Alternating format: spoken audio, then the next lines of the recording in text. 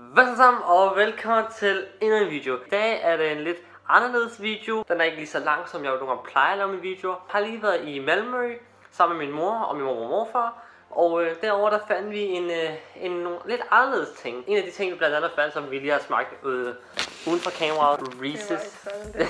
Nogle peanut butter cups. Det er sådan noget chokoladeovertræk med sådan noget, ikke flydende peanut butter, men det er sådan noget, der er sådan noget peanut butter i. Men så var der en helt speciel ting, som jeg har let efter så lang tid. Jeg har været så tæt på nogle gange og bestilt det, men jeg har tænkt, okay, lad mig lige vente lidt, måske finder det en eller anden sted. Men det jeg har fundet, det er verdens sureste slik. Warheads, hvis I ikke ved hvad det er. Og der står her, at der er 5 forskellige smag. Der er vandmelon, brombær, citron, som vi helt klart skal prøve. Nok den sureste. Der er noget sort kirsebær, og så noget grønt æble. Så ja, skal vi bare gå i gang?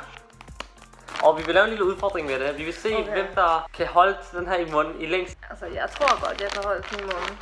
Altså, vi begge to nogle meget sure, syrlige mennesker, hvis man siger på den måde. Vi er også nogle konkurrencemennesker, ikke? Det er det, så det... vi har sat os selv i en meget dårlig situation. Mor. Ja, uden tvivl. Ikke alt. Så der er nogle forskellige smag. Vi har black cherry her, æble. Jeg tænker, vi skal nok have den samme. Dem med citronsmag, de plejer altid at være lidt syre, eller lidt mere sure, bare fordi det er citron. Det er min sådan, teori, jeg har. Så det er den, vi skal have. Er det den, vi skal have? De ser bare sure ud. Ui, den har en lidt kraftig smag. Kraftig smag. Jeg bliver helt nervøs nu. Skal vi se. Det dufter af kage. Et eller andet... Citronmåne. Citronmåne? Det dufter af citronmåne faktisk, ja. Tør vi? Nej.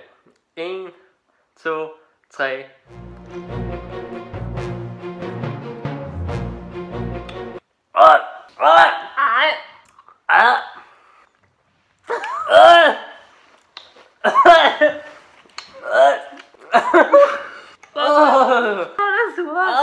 Jeg blev helt rød i hovedet.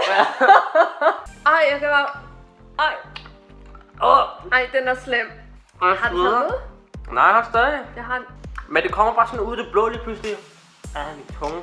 Altså, det er ikke fordi, det slik, det smager særlig godt. Det smager godt. Hvad har du at sige til det så?